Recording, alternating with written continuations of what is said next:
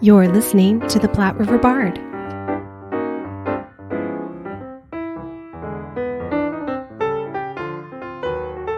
After an incredible weekend of the Marriage of Figaro, Opera Omaha has even more opera goodness planned. And what a perfect time while we are still basking in the afterglow of Figaro to tell you about it. We talked with Lauren Medici, Director of Engagement Programs, and Kurt Howard, Producing Director.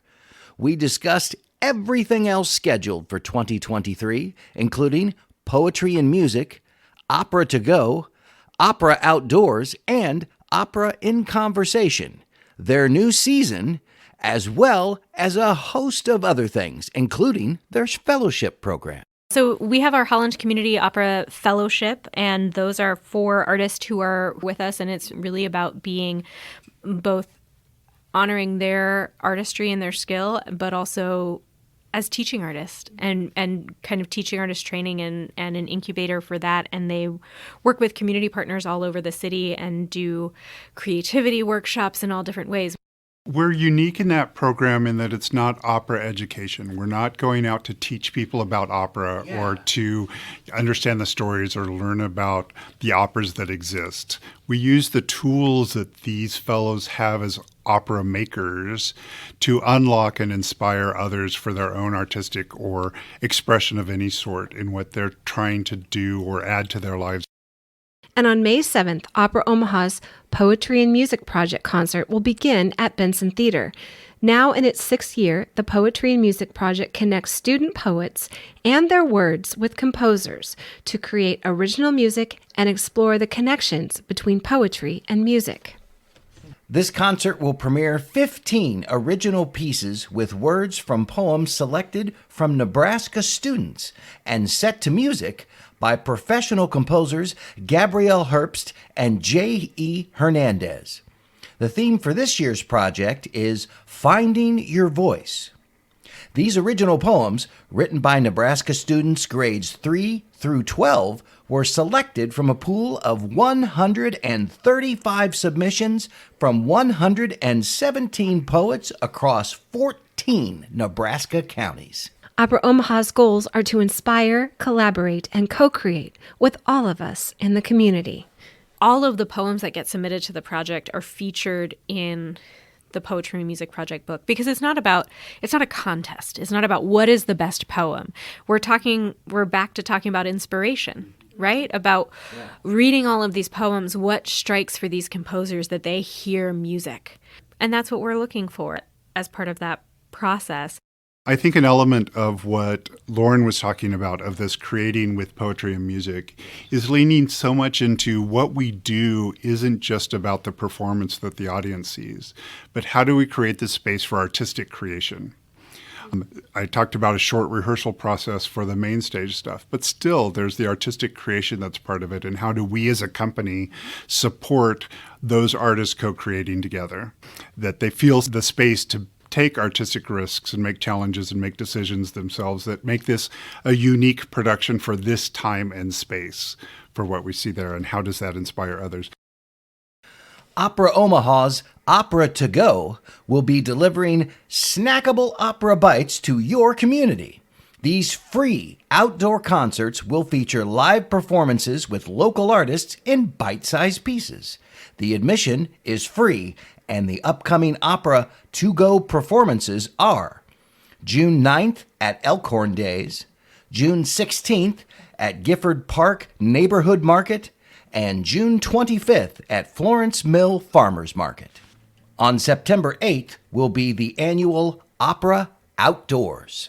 Long way away. So even before we get to Opera Outdoors, we'll do Opera to Go in the spring and summer, where we'll be at farmers markets, and we're partnering with Omaha Mobile Stage for their youth talent contest this summer. So we'll be at a couple of those, and so that will be all kind of over town. And then we'll come back and start our season. Our big season kickoff is Opera Outdoors in September at Turner Park at Midtown Crossing. And then in October, Opera Omaha's upcoming season begins. And today we talk with them about their 3 operas, Don Pasquale, La Traviata, and El Ultimo Sueño de Freda y Diego. the last dream of Frida and Diego. Typically, it will start with one spark of inspiration, which we will then flesh out, and then look at our mandate and our structure of doing something which is traditional, not necessarily always in a traditional way, doing something lesser known that comes out of the traditional canon, and then something contemporary or really tied to our times has been sort of our basic model of how we've thought about things. So over this coming season, the starting point was La Traviata. Adriana Chuchman, who is singing the role of Violetta, asked to debut the role here with us. She's had a long-standing relationship with us over the last few years, feels that artistic freedom and safety that we create for artists exploring a role. So that was the starting point in planning for next season. The Platte River Bard is working on increasing our own opera knowledge and delve into this incredible world more. And if it's new to you too, we invite you to join us on this journey of discovery. Or if you're an opera aficionado, we know that you'll find value in these conversations. We are grateful for the creatives at Opera Omaha who are making opera and performing arts happen in our state. And now on to our talk with Kurt Howard and Lauren Medici. Hello, and welcome to the Platte River Bard. This is Chris Berger. And I'm Sherry Berger. And we are here with Opera Omaha today. Specifically, we are here with Lauren Medici. She is the Director of Engagement Programs. And Kurt Howard, he is a producing director at Opera Omaha. Thank you very much for talking with us today. Yes, thank you. Thank you Happy for to be hosting here. us. Oh, we're happy to have you. And you have so much exciting news because your new season is out. Yes. So we're excited to talk with you about that today. Absolutely. It's an exciting season to share. It is. And I was just looking, we're in this fabulous room down here at Opera Omaha, and the paintings on the wall actually match what's in your brochure for next season. I think Yes. that's gorgeous. They do, because our artwork for next season are original commissions by Omaha, Nebraska-based artist Nathaniel Rouleau, who we've worked with for a couple of years in a number of different ways, and he's a wonderful visual artist. And so we met with him and talked about the season and inspirations, and he created 4 pieces of art, one for each show and then one image to really capture the whole season. And so we have the originals here in the Opera Omaha office, and then those are the images that are our show images and on our season brochure, and they're just really vibrant and wonderful. And they all have a little bit of a different style, but they all tie together. Yeah, like I was even just thinking of the shows that you have and kind of where they originated from, and the colors correspond with those areas in my mind too. So they're really beautiful. What a neat idea. Yeah. And a way to incorporate another kind of art into the art. That is Of what we opera. love to do here. Yeah, so you've got your opera and conversation that's coming up after the curtain. Yeah, Yes. and For that's this. actually where we first interacted with Nathaniel, who created our season art. He was one of the artists who did our after the conversation for the Capulets and Montagues last season, and that's where our relationship kind of started. And so it really has blossomed. That's a better joke if it's visual. It's a podcast, so you won't get it. But the season art is all florals. So, but that after the conversation is a really interesting way for us to really encourage true audience feedback and response to that opera. So we have 2 artists who are not traditional opera artists, who are artists from the Omaha community, who are in kind of a moderated, facilitated conversation about their experience of the opera as an audience member, as an artist, what sparked and inspired them. And then it also invites really interesting conversation from our participants in that way to invite that. And we feel like we get really great questions and deep insights and perspective. And it's not hampered by the idea of you have the director of the opera sitting on stage in front of you where you're like, well, I can't actually tell you what I thought because you made this thing and that would be mean. So it's really Right. a space for that feedback. And everyone leads to really interesting insights that we wouldn't have heard otherwise. Yeah. As Lauren said, this is actually a really unique way of doing talkbacks after a show. Yeah. No one else in the opera field has ever heard or thought of Really? taking the creative team out of the conversation. And so it becomes more than, oh, that soprano was lovely, or I liked that music. It really gets into philosophical questions that we're not there to answer, but just discuss. So it's really quite a wonderful experience. That's really cool. It also really leads into a lot of what we think about the work we are creating, that the idea that's of value to me as a producing director is, what does it inspire in others? What does our art making inspire in others? What does it lead to other thoughts, other experiences? Does it create empathy around a story? Does it inspire an artist to then create an artistic response to it? And that's really a great way of seeing what impact you have on the audience. I know theaters sometimes do talkbacks after performances, but they do include the creative team. So that's Yeah. a really neat idea. To That, think yeah, about that, doing. I didn't even think about that. That probably is unique because the creative team's always there. Right. In a talkback. Yeah, no matter what it is. And taking them out of it and just hearing directly from from people in the audience, whether they be artists or not. Yep. Yeah. And see what they think, and there's no sort of pressure to sugarcoat things, and then also different questions. Yeah. Because you don't have that creative team there, and so they're just going to ask whatever they feel like. Yeah, and it also gives a little bit of time. We do it on the Tuesday following performances. We're aware that if you're coming to Marriage of Figaro, it's 3 hours long, and the idea of hanging around for 20 minutes while we reset the stage and then talking, that's not always a great experience. So you can come out on Tuesday night. We're at the Benson Theatre this year for these, and so you can come out to the Benson Theatre. You can get a drink before, after the bar is open. Yeah. Start those organic conversations. Have a little bit of time also to process your own experience and your own thoughts, and then come and see us and be in conversation with other people who have also been seen the show and are thinking about it and want to talk in that way about their experience. And there's been so much excitement about Marriage of Figaro, I think, that I have heard about. Yes. Just people, they want to see it more than once. It doesn't matter that they saw it a couple years ago. They want to see it again, or whenever they've last seen it. They want to see it again. There's something about opera as an art form that has, we have this canon, right? We have these pieces that have stood the test of time, have lasted centuries for a reason, because they're really great. Yes. They're masterpieces, right? And so we can think in a space, not only with Figaro, but with the shows we're doing next season too, of they're fun to revisit. Yeah.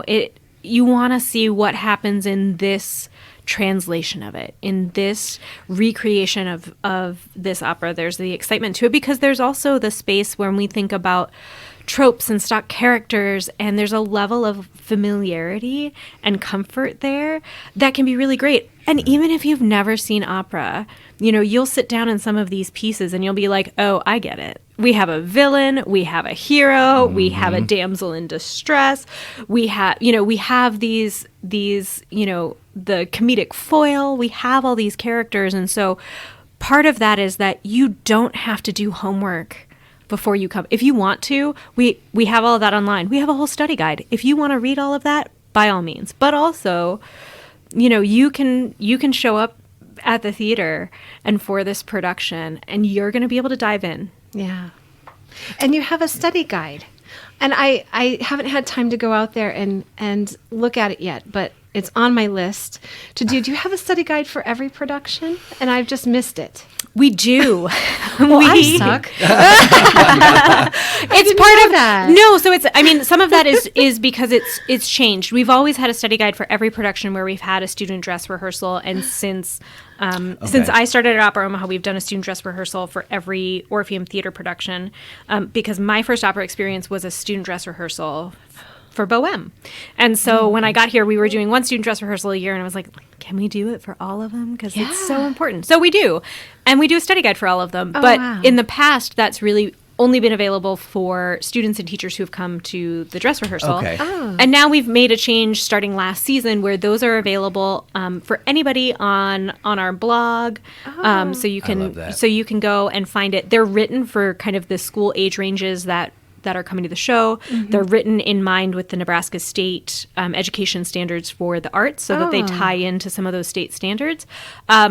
But really, they are, anybody can find them and enjoy them. And sometimes we'll pull things out of those study guides and put them on social media or in other places. But they're really a great resource for anybody who wants to dive in. Yeah, I use them for the cast as well now, especially because we have a lot of non-singing roles in our operas, the supers, as we call them, who wouldn't be familiar with the piece. They show up first day of rehearsal and are told what to do. They don't have a score or any of that component. So providing them the study guide before they arrive gets them at least kind of on the same page as the rest of the cast that have been memorizing the music and studying it. So, Right, they've been living What with a great it. Yeah. idea. So I love to learn about all of the different shows and performances. So I think that's Me too. that is so neat. It's got to be better than Wikipedia. Sorry. Yeah, no, that's okay. Which is where I normally go first. Yeah. No, that's it, especially about stuff that we've heard about for all of our lives, like A Marriage of Figaro. I think we've all, had some even minor experience with it since we were kids in some way or another. And then when you finally get to see it, you're like, yeah, what is this about, actually? well, part of what it's about, too, and the things that I get to do is the casting for this. Opera has a very short rehearsal period as compared to normal plays. Does it? Yeah, so the artists and the performers in this show up about a month before the performance begins. So they really have about 2 weeks in the rehearsal hall and then 2 weeks on stage. Oh, wow. For pulling it together. So for a piece like Marriage of Figaro, it's very much an ensemble piece. It's the way the group of people interact with each other and respond to each other. And so choosing a cast, like with Mary and Michael as the Count and Countess, they have a natural relationship. But this particular cast, everybody is connected to each other in some way, either having performed together or like Michael was in the chorus and Vanessa Becerra, who sings Susanna, was in the chorus for shows that Vicki Livingood and Rod Nellman, who are the Marcellina and Bartolo, have been in. So there's long histories among all of them of being in spaces together, which creates that ensemble, comedic rhythms and patterns with each other really quickly.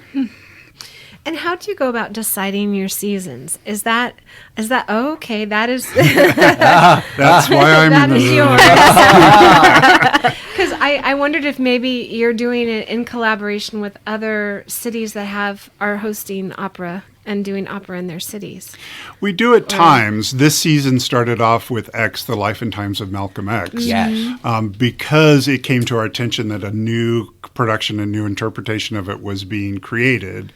And so we jumped in on that. So that lives in the world of our co-productions, which is one way not of saving money on the production, but making it bigger than we could do ourselves. Yeah, that was By really having cool, multiple companies participate in the sets and costumes, Yeah. that means we can do more, not that our costs go down. Not necessarily. So that means your sets are traveling with your people to the next place? It depends. It depends. Malcolm X, there was a lot of cross-casting, but each company hires the cast independently. Oh, wow. Okay. Directors will be, and generally lighting designers and costume designers will be attached to the physical production, but all the rest will be decided upon the company that's presenting it. Wow. Okay. And I noticed for Figaro, they used a Kansas City company for their sets and costumes. Yes. Lyric So shout Opera out of to Kansas City Kansas City. has It was a Lyric, a great set that's been used multiple times. We're using it with not the director that created it. Dean Anthony is coming in primarily because of his expertise in physical comedy and commedia dell'arte. Yeah. And he also has a long relationship with many of these singers as well. Partnering with our conductor, Stephen White, who has been a regular for us over multiple seasons here. They also have developed a working relationship over the past year from a concert they did with us last spring. Who we cast in a show sometimes relates to another production of it, but most often does not. Okay. So when you put your seasons together, what are you going with a theme, or how do you decide the three operas that you want to put together into, to create your season? Typically, it will start with one spark of inspiration, which we will then flesh out, and then look at our mandate and our structure of doing something which is traditional, not necessarily always in a traditional way, doing something lesser known that comes out of the traditional canon, Okay. and then something contemporary or really tied to our times. Has been sort of our basic model of how we've thought about things. So over this coming season, the starting point was La Traviata. Andriana Chuchman, who is singing the role of Violetta, asked to debut the role here with us. She's had a long-standing relationship with us over the last few years, feels that artistic freedom and safety that we create for artists exploring a role. So that was the starting point in planning for next season. Okay.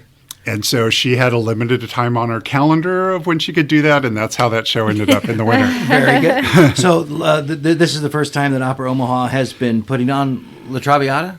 No, it'll be the first time she sings the role. The last Okay. time we did Traviata was 2012, so it's been a while since it's been here. Okay, yeah, over 10 years now. And so that's the second. That's going to be the second one in your season. The one you're going to do before that. Yes, Don Pasquale. So that one came in and fits sort of in the lesser known, oddly, category. Don Pasquale last was done here in 1997. Oh, so wow. it's been quite a while. But it's an opera that's considered one of the top 3 Italian comic operas. Ooh. So it's one that people have heard the name of and kind of know of. Yeah, because I've seen the name, yeah. Yeah, but it just hasn't been done all that much, which is surprising because it's a great, fun show. It's all the comedic tropes tied together, and we have someone making his debut singing the role of Don Pasquale, Jarrell Williams, will be doing that. And Vanessa Becerra, who's in Marriage of Figaro, will be coming back to sing the role of Norina. We've hired her husband, Luis Orozco, to play the role of Ernesto, which is her lover in the piece. And we have a local favorite, Taylor Staton, who is singing the role of Dr. Malatesta, which is helping to manipulate and manage the disguises and artifice within it. Excellent. And so that story is, well, it's from the 1800s. The setting is in Rome. Do you want to talk a little bit about? Sure, we are not setting it in Rome. You're not setting it in Well, Rome. forget that. No. So this is one where, because it's not a piece that's done a lot, we haven't found a place that has both sets and costumes that have been created as one. So this is one where part of my role is we have found a set that comes out of Virginia, and it's set basically in early 1900s in Brooklyn. So we have that sort of feel of the set. Cool. And then we have a set of costumes that are coming from Santa Fe Opera, which are a blend of a little bit more modernistic. So we get the older version of Don Pasquale in his dressing robe and kind of fitting into that, Brooklyn is timeless in that it's always as old as it was and always as new as it is today. Yes. So we're kind of bridging that sense of the younger kids being more modern and the older uncle being a little bit older to fit into that space. Wow. So you work pretty closely then with the directors in order to create this different experience with this play. Yes. The world of opera, quite often, I and the general director, which is now Allison Swinson, will go ahead and sort out what are our options out in the field for a rental type of a production. Okay. Historically, with Opera Omaha in the last few years, we have rented 2 productions or co-produced, like with Malcolm X, or built 1 new production. We've just come out of a cycle of a number of shows that were delayed due to the pandemic. So this last season, the season before last was all new productions that had built up. Right. So we had 3 new productions in a row that we created, which is where the director and the scenic designer and all that are much more involved in that creating that space. With a rental production, more often than not, I and the general director will have decided on 1 or 2 set options as a starting point, and then we'll hire the director in and see whether that production will work for them or what they need to adapt to that. Our recent Suor Angelica was, we'd already decided the sets and costumes.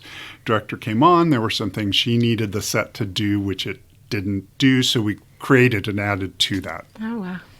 Okay, so now I'm getting it. So producing director is a little bit new to me, and so you have different directors for each of the shows. Correct. But you are the director here at Opera Omaha that sort of oversees it. all of them and works with all of the directors. Am I getting that Yes. close to what you do? Yes, very much so. So yes, my role really is what is the company envisioning about this piece, and then identifying the right people and the right resources to make that happen. Okay. Producing director. Duh. See, if I just sit and think about it for a second. I get to do the parts that don't involve fundraising or ticket sales, Hey! but I just get to make pretty shows that sound beautiful. That sounds wonderful. It does. It does. So the first one, so that's going to be at the end of October. And then in February of 24 is going to be the La Traviata. In May will be your last one, which I'm not going to try to pronounce it in Spanish. It is a Spanish play, but it's called The Last Dream of Frida and Diego. So El Último Sueño de Frida y Diego Yeah. is a piece that just premiered this last fall. Oh. It's a Latin Grammy winner composer, Gabriela Elena Frank, and the libretto is by a Cuban-American Pulitzer Prize winner for his playwriting, Nilo Cruz. Okay. So it's a piece that has just come out. It will be a physical production that we are renting entirely. Okay. It will be playing in San Francisco this spring and Los Angeles next fall before it comes to us. Oh, wow. We will use the same staging director, the same lighting designer, costume designer, all of that, because the costume designer will need to reconfigure the costumes for the cast that we have. Sure. Which is a different cast than is playing in either San Francisco or Los Angeles. Okay.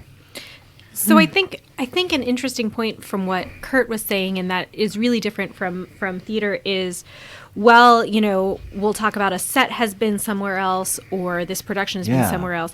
It's not like a Broadway tour. It's not like it comes to us, we rehearse it a couple of days and it goes on stage exactly the same. Right. The elements might be coming from different places, from rentals from different companies or working with different directors, but really we are a producing company. The production that you see from Opera Omaha at the Orpheum stage is unique to Omaha, is unique to this experience. They've rehearsed it here, they've built it here, this cast and company are here, and that's we're only on stage at the Orpheum open to the public for 2 nights, but all of the years and then like weeks of rehearsal that happen are here in Omaha. Yeah. Well, and it sounds like that there's a lot of set costume sharing, just what maybe in the opera community in general. Yeah, absolutely. That's a thing that happens. That's absolutely part of the model. So similarly, interesting. we have sets and costumes and productions that other companies will rent from us. They'll say, "Gosh, I really loved your production of this. We're going to do that next season. Can we rent those sets or those costumes or bits and pieces of either of it?" Oh, wow. So you've got to store all that. We We do. have a very large I was gonna warehouse say, space. Yeah, it's obviously not here. No, it's obviously no. Yeah, That is fantastic. Well, and I know theaters that have tried to do something like that, but it's always really tough to do. So that's Yeah. really Store neat it that you somewhere, guys are yeah. able to have those relationships and be collaborative, because I think it's a tough thing to do. Yeah. Yeah, 2 of ours that are having the most traction right now is we did a production of Faust a couple of seasons ago, yeah. and that has gone to Detroit, and a couple of other companies are looking at it. Go. And a piece called Proving Up that was done a few years ago. That's being done in several places. So those are the big ones that have been going out from us. Is there like a convention that you guys have every year? A conference? Yeah. I call it a convention. A conference. It's probably more of a conference. Yeah, we do. I mean, there's an industry organization called Opera America, which Kurt actually came to Opera Omaha from Opera America. But so we're kind of connected with our industry colleagues in that way. And then there's an annual conference, and not only with sets and costume sharing, but amongst like the education and engagement part of Opera America, we talk with each other a lot. Because the thing about opera is that many of us are in this situation like we are in Omaha, where Opera Omaha is the only professional opera company in the state. So if we are just talking about opera, that who we talk to, a lot of that is with other companies across the country, and so those networks and relationships are really great. And I always like to joke, if you think like the arts world is small, like the opera world is about the size of the tip of your pinky. Yeah, I was gonna say. And so Kurt was talking about when they were talking about casting and those artists who have worked together and established those relationships in that way. It's also true in other parts of the industry that we've people have moved or worked on different projects or connected and networked in that way. And that's something, that has been really positive and supportive as a way to, we can think about what these, production sharing, but also resource sharing. We talked about the study guide, right? So X was in, had a production in Detroit and then came to us. And so that was like a lot of collaboration with Detroit to say, hey, can you share what you put in your study guide, what was really interesting and great, and then if we can, use some of that, obviously with credit and attribution to where it came from. But, that type of collaboration is really important. That actually sounds really appealing. It's a smaller community, and that you tend to maybe work with and run into the same people, and have a real chance to develop some really nice relationships and working relationships with folks over the years. That actually, to me, that sounds very appealing. Yes, very much so. The ideas have been floated of how do we create a national database of all of these things that are available. Ooh. And it's hard enough for a company to just maintain their own as staff changes, and as you might not have gone to look to see if a set is still in good shape for many years because it hasn't moved. So it is that relationships of any art form, since it encompasses all the performing arts and visual arts, in coming together means a multitude of relationship building for people that work in all of those spaces. Who's a designer whose work is very fascinating that you might want to bring into a project, or who is thinking about doing a show and would be interested in similar artistic thought about what that show might look like. And so not just your shows, but you were talking about how the Opera in Conversation and the After the Curtain Opera in Conversations, that's something that's not happening in every city that has opera. Yeah, I think, we are seeing that a lot of colleagues have pre-show talks and pre-show conversations, and I think all of us are thinking about what works for our opera company, what works for our community, what are we interested in. And so we all call them different things, and they look somewhat similar, or in that sort of way. But then for us, it's really, one Opera in Conversation is always about the opera and the piece, and like the one you saw for Marriage of Figaro had our director and conductor were really diving in, and that's a little bit more of a traditional pre-show kind of format that I refer to as like the artistic pep rally for the opera. Yeah. Like, let's talk about this piece and what we want to get excited about. And then we often have a conversation that is thinking about how do we make this relevant? How does this connect to our community? Who in our Omaha community is connected to this that you may or may not think about? So for Marriage of Figaro, we're talking about the art of comedy, and we're partnered with Big Canvas Improv Comedy, and we have a couple of different actors and theater artists, and talking about improv and comedia and all of those things. So for us, because at Opera Omaha, we're really interested in how do we be relevant and how do we be accessible and feel really deeply about our connection to the Omaha community, that translates into what we want to do in Opera in Conversation, how we want to, make those connections much more visible.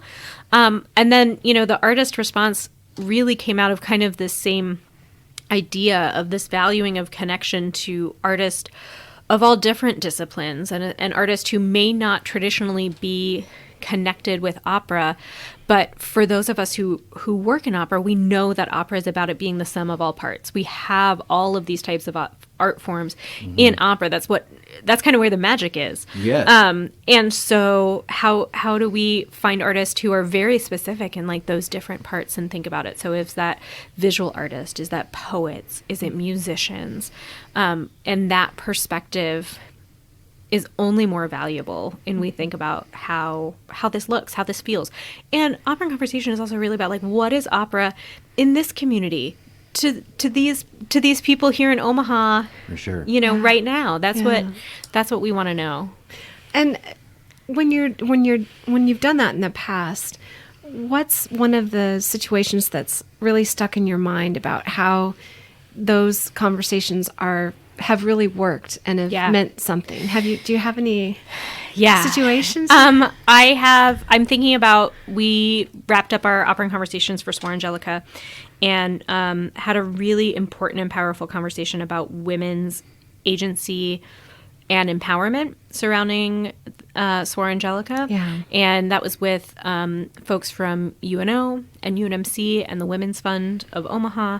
And it was a really important conversation to be had. There's some really big questions that came up, but also thinking about what can we as a community, as an audience member, what are points of action for us? What are points of awareness for us? I think that was really interesting. But I also think about, our artist response opera in conversation.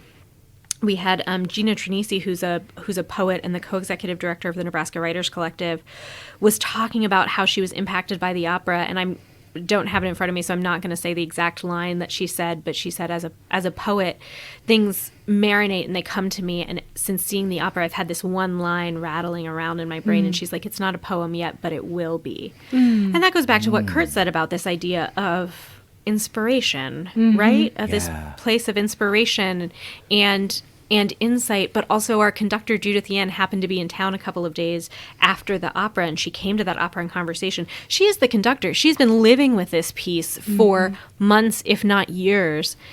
And after that artist response opera in conversation, she said, there were just so many things that, like, I have never thought of that way about the opera. And so if we have the ability to have someone who's like, that opera's living in their bones at that point in time, for them to have new thoughts and insights about it, that's awesome. For sure. That means it's, that means it's working. And I think that's great. And we had a lot of excellent opportunities for connection and engagement surrounding X, and a really deep partnership with the Malcolm X Memorial Foundation, and that relationship is continuing on. And I think that's also exciting for us to think about too. Is, the great part about my job is the season gets decided, we know what it is, and then we get to have all these conversations about, okay, now what are we going to do? And in engagement, these operas are just our jumping off point. They're our source of entry for how can we dive in further? How can we look at things differently? And some of those are making opportunities for, like you said, people who've seen Marriage of Figaro and they've seen it 5 times and they want to see it again. Yeah. So we want to create opportunities for those who are really familiar to think about it or see it in a different way, while also making opportunities for people who might not feel that opera is traditionally for them. And how can we, how do we adapt and change and shift and think about, okay, if you don't feel that's for you, is there a different element that might connect for you, that might make a pathway for you? And what can that look like? Yeah. I think it also creates space for not everyone interprets it the same way. So you don't have to go away with the right interpretation of the experience. Yes, for sure. Well, and I think that in that way it makes it a lot more approachable, because I know for a lot of folks who maybe haven't been to the opera or haven't had much experience with it at all, maybe they saw Sweeney Todd or Les Mis and that's been it, but they haven't seen maybe a traditional opera like A Marriage of Figaro. And it seems very intimidating. And it's all in Italian, and I don't understand that. And one of the things that I didn't know when I came to the opera for the first time is I know they're not called subtitles. Super titles. Thank you. Yep. It functions like subtitles on a like if you're watching a foreign film, and it functions like subtitles. It's right there in the opera. I love it. And it blew my mind. I'm like, well, of course they would do that. So you can follow along, because most operas are not in English. Yeah. And that blew me away. And all of a sudden, it became like 100% less intimidating. Absolutely. And it's not about all this weird stuff. that we have no connection to. Like you said, there are these common themes, common stories, common tropes, these characters that we all recognize, and they've been around for hundreds of years for a reason. They're really good. And like they were, we were talking with them about Marriage of Figaro, the slapstick. And sight gags, and it's just you go to an opera and you laugh because funny things happen. It's not all serious and dramatic, and I think this makes it so much more approachable. And I like that your season kind of spans the gamut of time. I know this last year it did in actual years span the gamut of time. Next season it seems like you've got a couple that are still from the 1850s, but you're going to reimagine it into a newer time. Yes, with the Brooklyn deal. Yeah, for the first one. So you're able to do a combination of that for your season. I'd also like to respond to your question about insights that we've gotten out of that. One that struck me is during Malcolm X, when we did the artist response following Malcolm X, there was a lot of conversation about some trees on a backdrop on the set. So in that production, part of the concept of it was the Audubon stage, which is where Malcolm X was shot, was present in the show the whole time. Right. And so that was a recreation of the Audubon stage. But that wasn't really made apparent. All of us as part of the creative team knew that that's what it was, so didn't even think about it. But an audience who came did not make that connection. So there was a lot of interpretation about the trees on this Sound of Music-y kind of backdrop that you saw or didn't see. And so there was a lot of conversation about that, which never would have crossed any of our minds. No, and that's really interesting. It's interesting that you brought that up because when I saw it, my first impression wasn't the trees, it was the mountains. And I was like, there's no mountains in Omaha. He's from Omaha. Right. What are the mountains doing there? Well, that is really interesting. That would explain it.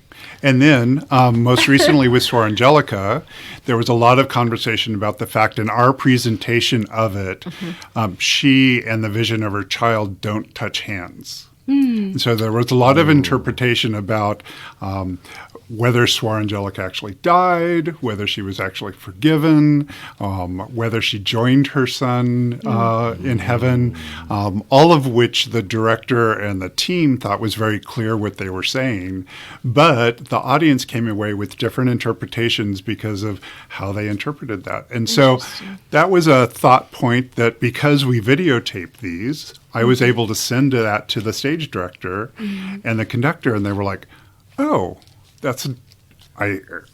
That can inform the way I do that in the future. Interesting. I love that, and I like the way you guys also go out and you don't you run a community like you said. You're working at Big Canvas. You're over at Benson. You're doing the talkbacks here and there. You're doing. Opera Outdoors, which is nowhere near here. That's a long way away. So even before we get to Opera Outdoors, we'll do Opera to Go in the spring and summer, where we'll be at farmers markets, and we're partnering with Omaha Mobile Stage for their youth talent contest. That's great. This summer, so we'll be at a couple of those, and so that will be all kind of over town, and then we'll come back and start our season. Our big season kickoff is Opera Outdoors in September at Turner Park at Midtown Crossing. September 8th. Thank you. Yep. Being outdoors, and we have a rain date because knock on wood. The being outdoors and that weather and kind of a way to that concert is really family friendly. We have a really great kids zone with all sorts of free activities. The whole thing is free, and you can come out and think about. We're aware that it's just a really great space to experience opera, but also knowing that. You can bring your picnic dinner. Everybody can run around. You can be in that space. And so if a full 3-hour opera at the Orpheum is not the way you want to experience opera, that's also okay. We would love to see you at, a small gallery concert at Gallery 1516 or at Opera Outdoors or at an Opera to Go. All of those are also opera experiences. And so, intentionally being out in different parts of the community. Yeah. This Opera Outdoors will also be the first one created by our new general director, and we'll have a new head of music at that point. It's typically not a preview of the season. It is other things that we would like to present that we might not be able to do as part of the season. Okay. Also, over the last few years, we've really been building up as a Spanish bilingual experience with co-hosts speaking in Spanish and English and materials in both, which is what has led us into programming of The Last Dream of Frida and Diego, was that we were building this connection and audiences, and that's a production that is sung entirely in Spanish. The entire creative team and cast are Spanish speakers. So rather than having a rehearsal room where we're talking to each other in English but singing in Italian, that whole process will be completely in Spanish. Oh, that is awesome. With English super titles for the performances. See, and I love that. And I love every part of that. See, when I saw opera as a kid, it's been so long, the super titles didn't exist. Right. So it is a real Yes. new experience for Yes. some of us. Yeah, when I it was younger created as well, at the Canadian Opera Company in the 80s, in the 1980s. And actually, they have a trademark on the name Sir titles. So that's why we'd use super titles as the more generic form of that. Well, all right. Interesting. And I think something to note too is that those super titles are created for the show. So when you think about how do we make a show relevant and connect, it's also some of that too is the language of the super titles that are often, are often written for each show. I saw Kai Song, who's working on our super titles for Figaro the other day, typing out what those are so we can think about. That's also an opportunity for us to think about how do we make it relevant and accessible? How do we make it language that audiences today will connect with and understand, especially when we're talking about jokes. Man, comedy, super title comedy is like a translating whole jokes other and skill. make it funny. And make the timing of it land. It correctly. is a very That is a detailed skill. Yes. Yeah. I know. That suddenly becomes a massively important job. Right. Yeah. in the opera, for sure. But there are artistic choices made in that. Yeah. For sure. We're not the, misspelling, closed captioning person at the time, but thinking of the rhythms of those and the actual words and how much poetry we can include in that rather than simply translation is a huge part of crafting what the experience is for an audience member. Wow. So you've got your opera outdoors, and then you've got some student programs that you're going to be doing, We do. including your poetry and music and some other artists. So we're going to do this spring, we'll do our Poetry and Music is a year-long program, and so we're right now kind of almost at the culmination point where we'll have our annual Poetry and Music Project concert. This year there are 15 poems that have been turned into pieces of music. Students from all over Nebraska have submitted. We had about 135 poems submitted, wow. and then our two professional composers who are alumni of the American Opera Project's Composers in the Voice program, J.E. Hernandez and Gabrielle Herbst, have selected those poems to set to original music that they have written. And so those will be performed on May 7th at the Benson Theatre. And then we will, over the summer, we will talk with a project partner, Nebraska Writers Collective, really think about themes, developing prompts, and then we'll put out a call again next September for poems for kind of the next year, the next iteration. And in the fall, we do writing workshops with Nebraska Writers Collective, so where we go into classrooms and talk about how do we write poetry that lends itself to music. What are the things that you might think about in terms of rhythm? Kurt was talking about this in super titles, right? How do we think about that poetry in terms of lyrics and rhythm and how music might influence our writing? Again, we'll have composers read all of those poems. They'll select and we go through that whole process. So the whole process is a year long. And the great part is all of the poems that get submitted to the project are featured in the Poetry and Music Project book, because it's not a contest. It's not about what is the best poem. We're back to talking about inspiration, right? About reading all of these poems, what strikes for these composers that they hear music. And that's what we're looking for as part of that process. And so highlighting all of those poems this year, it's going to be a real big book because we have so many poems submitted, which is great. So that's made available online. It's sent out to all of the poets and all of the teachers, but it's also part of the Omaha Public Library zine collection. So you can go to the Omaha Public Library zine collection and check out, a couple of past years of the Poetry and Music Project in that way. Oh, neat. And it's on YouTube too, I think, some of them. We have some of them. Many of them, for the last couple of years that we've done it, we've, live streamed and recorded those pieces, so they're available. Archives of all of the pieces that have been created are online. That's interesting that you want the people who are writing the poetry to think about the music first. So almost like their poem needs to have a range of emotions and not just necessarily just one emotion to think about. Or it can have one emotion if it has detail and specificity. Like those are the things that are that can inspire things. Or when we read through, we just had music workshops last week where we had student poets and composers and singers and pianists all in the same space to hear the piece and talk about it. And okay, does this sound like what you thought in your head, and making adjustments. But what was special about all of those poems is they're very specific. They're about a specific experience, or they give you a really strong sense of place. They have movement, or they have flow. And so, over the 15 poems that we're talking about, there's a lot of differences in all of the poems. But when you read those 15 as selected, there's a perspective that's really strong, and that's what makes part of it. I mean, the other part of it is just length. It takes a lot longer to sing a word or a phrase than it does to say it. And so we have one song that the poem is very long, and so the song is very long. And there's portions of it where some of the words are more kind of stated to a beat and to a rhythm than they are sung, because the poem was so long, and the composer wanted to make it a song, but also like, how do I fit all of this in and not make it a 15-minute song? Right. And that's honestly, at the end of the day, that's why we can only do a certain number of the poems, is because we cannot have a 3-day poetry and music project concert.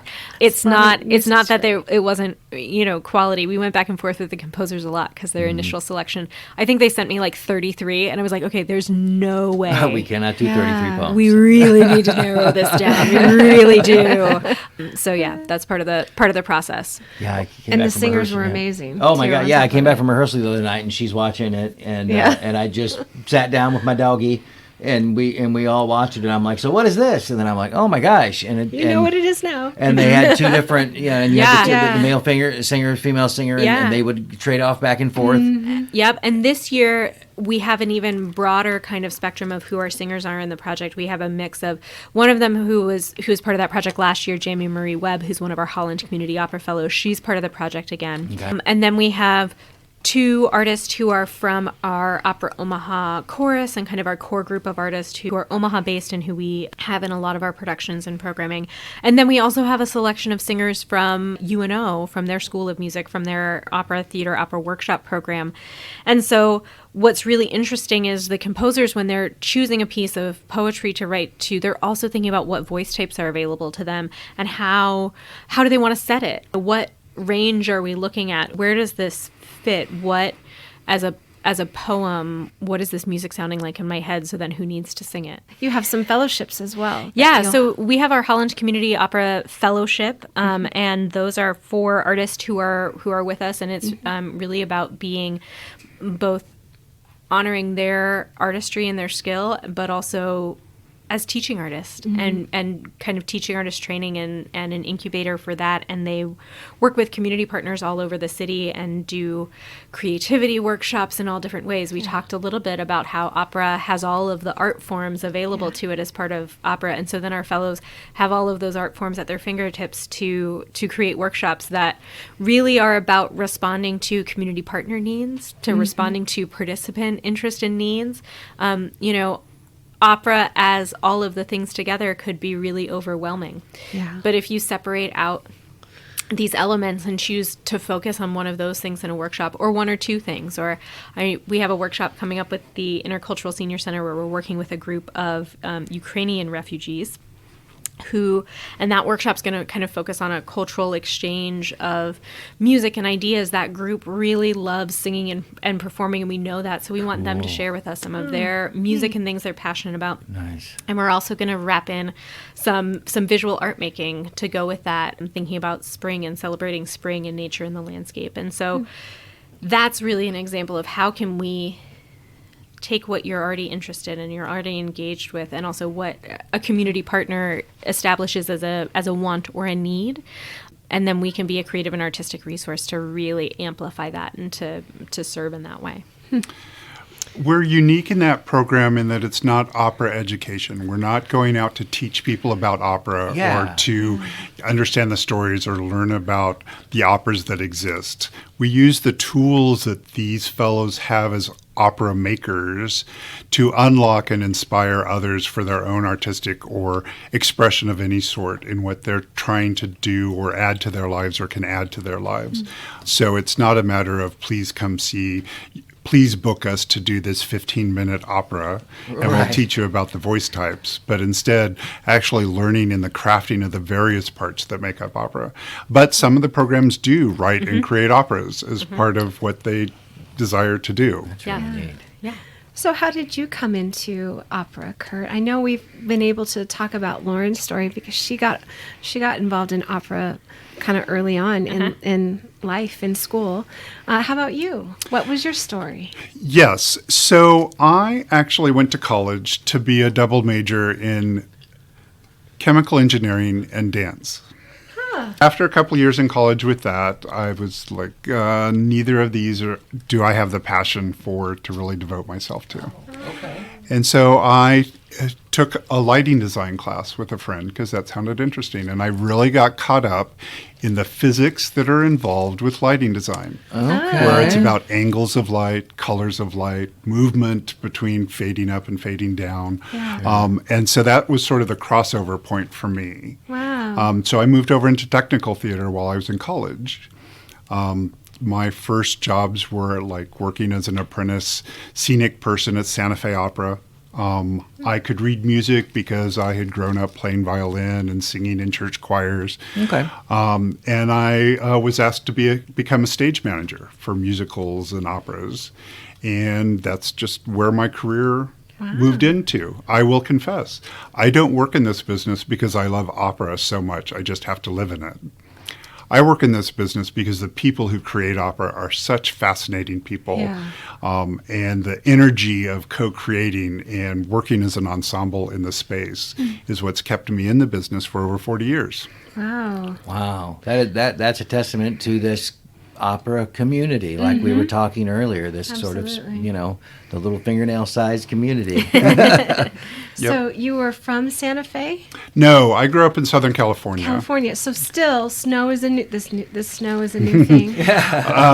When I left college, I specifically wanted to live in places that weren't Southern California and had seasons. I've lived in a number of places: Chicago, Detroit, New York, but never back on the coasts, the southern coast. Right. Fair enough. Well, we definitely have seasons here. Yeah.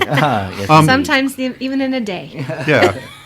So a couple of things we haven't touched on that I'd like to just slightly. Please. Absolutely. I think an element of what Lauren was talking about of this creating with poetry and music is leaning so much into what we do isn't just about the performance that the audience sees, but how do we create this space for artistic creation?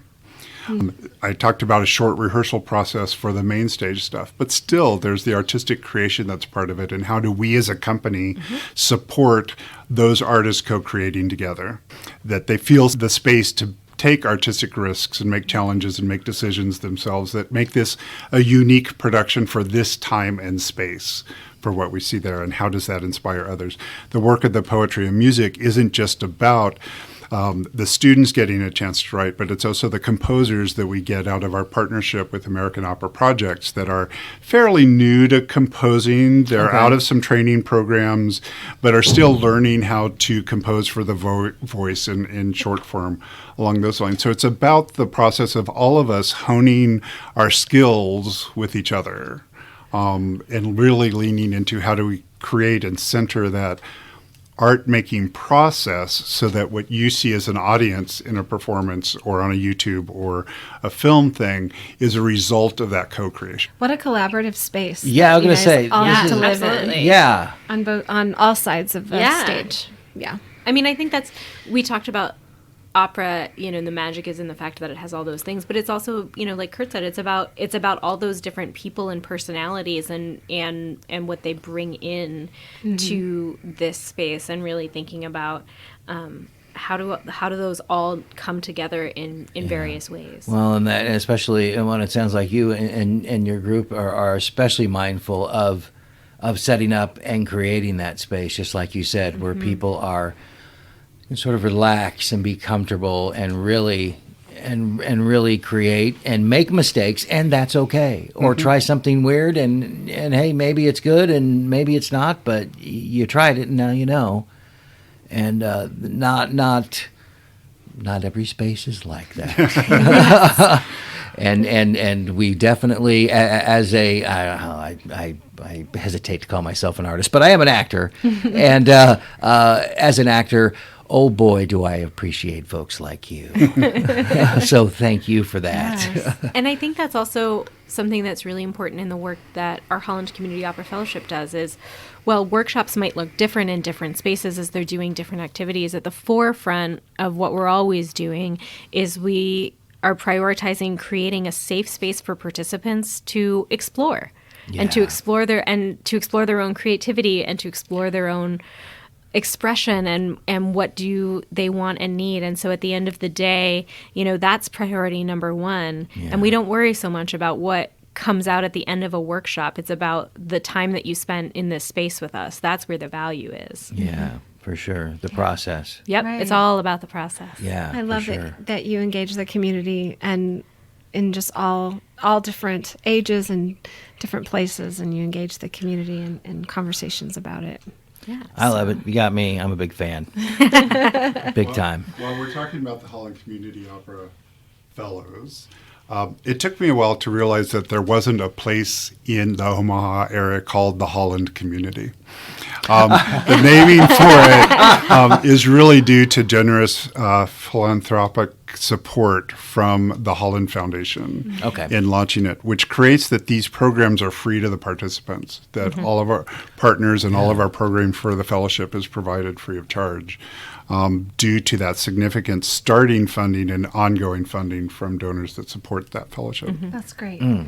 But it took me a long time to give up trying to find the Holland community. Holland Kurt was here. really looking for tulips and windmills and some wooden claws. Right. Where's Holland, Nebraska? Some really Where is good that? food. Yeah, Right? and I didn't discover XARB until after I got here. And that was a whole other mind trip.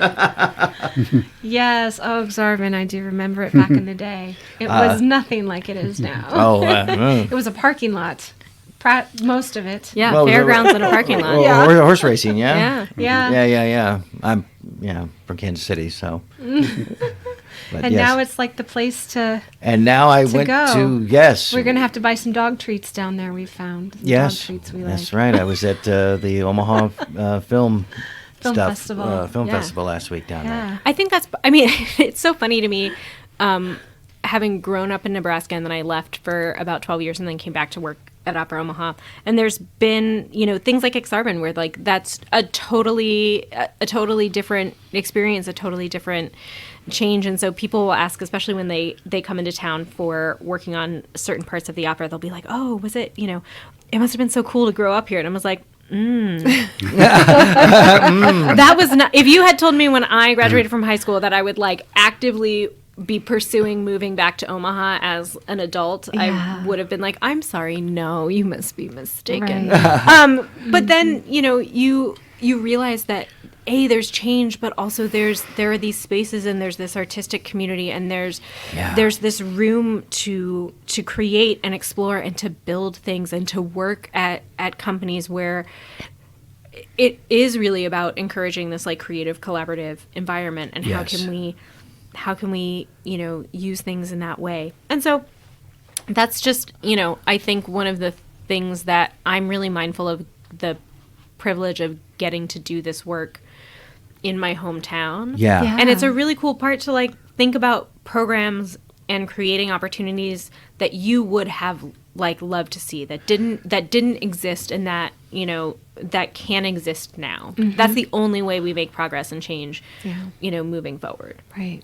Yeah, it was one of the things, and I know I've said it before, but I'll say it again too, because one of the things coming from Kansas City up to Omaha, I wasn't expecting to encounter this large, vibrant arts community here. I just, that wasn't in my head for Omaha. That's not Omaha. And then I get up here and I dip my toe in, and then it's like everything everywhere all at once. I'm like, are you kidding? There's all of this stuff, and that wasn't part of what was in my head for Omaha. And the more I look, the more there is, and the more there continues to be. Yeah. And folks like you, I think, are a huge part of what makes it so good, because we got opera happening, the only place in the state right here, and it's amazing. I was blown away. So you guys are doing such incredible work here, and fostering such a wonderful creative environment, and going out into the community and finding ways, all these different ways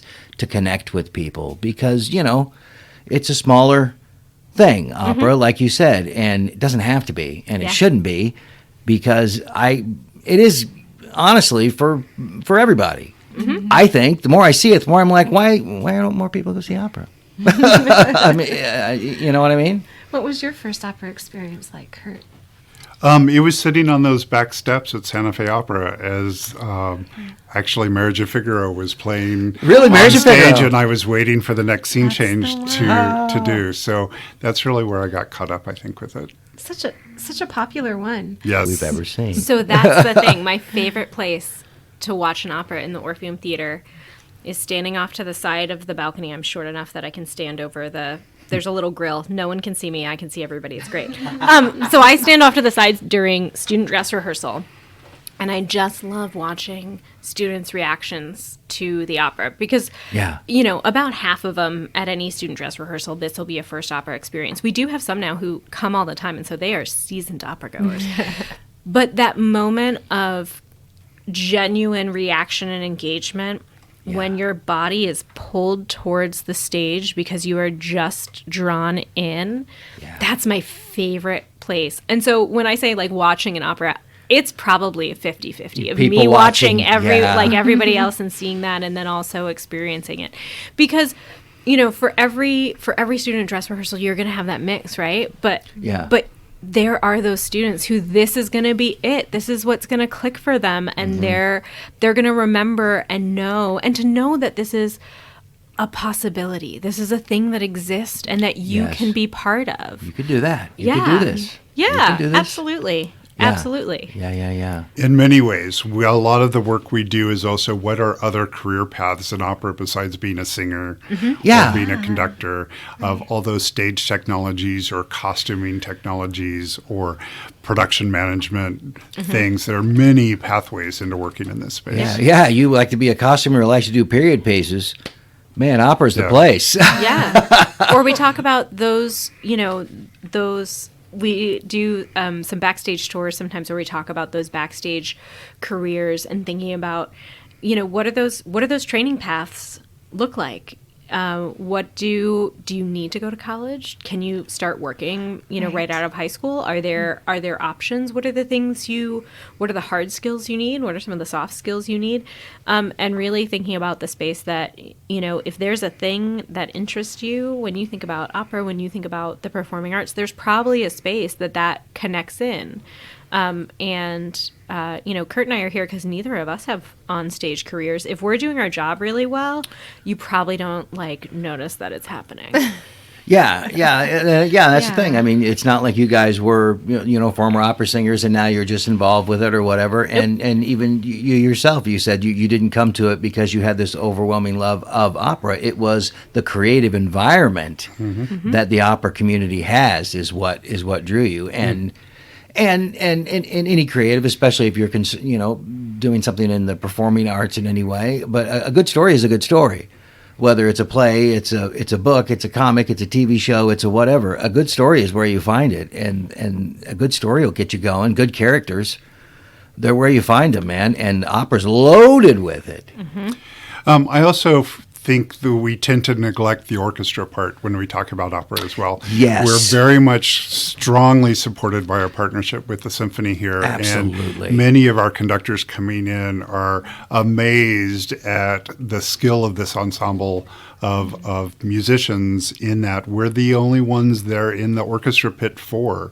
The rest of the Broadway tours and all of that bring people with them. So that musicianship and the skill of the symphony that brings that next level of component of experience to the the multi-dimensional experience we have. Absolutely. I think we tend to not speak much about, because True. it's so wonderful and important to It us. is. Well, and they're all kind of hidden, so you don't get to see them. But they're local artists. Absolutely, and it's the Omaha Symphony. Yes. that absolutely does, because I love the Omaha Symphony. They're so wonderful. Us too. Yeah, and it's something that they always notice, and I'm surprised I never brought it up. My first music was soundtrack music. Was John Williams. John Williams is my first love, and that's always the first thing I hear is the music, because I'm listening for it. Right. And without no music, no opera. No. Yeah. and then the other local artists or craftsmen that we don't talk about much are stagehands. The union crews, Yes. the crews that are running the backstage component, that as we talk about how we build relationships, our relationship to serving locals who are employed in the theater making business too. That came up a lot for us during the pandemic. As we were closing down things, it was easy enough to think about paying out contracts for artists for canceled productions. But being here, thinking in terms, we also serve a community who live and work here. And so we came up with additional projects to employ stagehands in during that period, because all of their work had gone away. But in order to keep a vibrant community of people working in those spaces, how can we as good citizens of our community create those work environments for those folks? So all of the different ways that people participate in the art making that ends up on our stage. Yeah. Wow. Well, I'm excited for you. Very excited. I'm excited for your new season and all of the wonderful events that you have. The Opera to Go, the Opera Outdoors, all of that you offer the community and are really trying to reach out to the community. It's not a stuffy situation. It can be as extravagant and glamorous as you want it to be, or it can also be, intimate and outside and casual. Like you can, the full spectrum of those experiences is absolutely available. And isn't that how it was always supposed to be? If you think of, the German environment where Mozart would be doing, especially like the comedic operas and that sort of thing, of being much more populist. If you think in kind of in Nebraska, when you go to all these communities, every small community had an opera house. They all did, because it was really so central to who they were as a community to have this art, to have this art form available and be in that space. And it's only in in the long spectrum of time, it's only in more recent history that has shifted. I mean, I think, also when opera used to be regularly on the radio and was a thing that people listened to all the time and had a really personal connection with in a broader space. Not that long ago. It's not that long ago. So if we think in that kind of spectrum of time, and I also think that, at Opera Omaha, we're very much in the space of when you come and see an opera, we want you to come in the way that's comfortable and accessible to you. And if that means that you would like to use it as an excuse to get fully kitted out and show up in a full-length gown, by all means, do it. Great. We'd love to have you. If it means coming in, in your jeans and your tennis shoes, great. We would love to have you. It's not, it doesn't have, we don't have a dress code. No, come as you are. Yeah, absolutely. Yeah. For sure. And your tickets are still $19? Yeah, they start at $19. So, Dude. depending on what movie you're going to, maybe cheaper than a movie ticket. Yes. Yeah, definitely cheaper than some of the theaters. Yeah, For absolutely. a lot of theaters. Yeah, that's so, yes. Yes. and affordable. We do still have a preciousness about the experience. You know, let's be honest. You're asked to come in at a particular time and sit. Oh, sure. And be quiet and Go not to do the anything bathroom till we allow you to do that. So there is still that preciousness about the experience you don't for have sure. in a movie theater or at a concert along those lines. Right. And I think as long as you're prepared to know that that's what the expectation is, or of the people that you're sharing the space with, then I think that your experience of it can be still within as much of you-ness in that space. Yeah. To clarify also, we're not a part of the Omaha Performing Arts Organization. Right. So we are tenants for brief periods of time in the theater, which is why we have such a tight time frame for actually producing it. Yeah. And in creating it here, that's half of it is in our rehearsal space and half of it's in the time we are able to get on the schedule. On the stage. That's got to be a hard job because I know. Yeah, I even know Frustrating. that theaters Yeah. that have trouble and they own their space. So Yes, that's a tough Somebody thing to else do. was in your space, and you're rehearsing somewhere else, and I went through But we're that. very fortunate to have the Orpheum and Omaha Performing Arts as our structure For sure. to work within, certainly making our ticketing process seamless with the rest of the experience of things Yeah. at the Orpheum. And it's a great team of people there that are very supportive of the work we are doing in this space. So Such a gorgeous I don't ever theater, feel too. like Yeah. we've been, we're the bane of their existence for No. 2 weeks, but they're No. really partners with us in making it successful. It's a perfect theater. It's so beautiful. It is. And it's just perfect. Yeah, we're so glad you're here. And we're so glad that you talked to us about your season. We're excited for you, and we are here Absolutely. to support you and can't wait to talk to you about more of it. Yes. So Awesome. thank Thanks you so much. so much. Thank you. Thank you for listening and supporting the arts in the Platte River area and beyond. Please subscribe to our podcast so you are sure to catch all of our future episodes and join us on social media.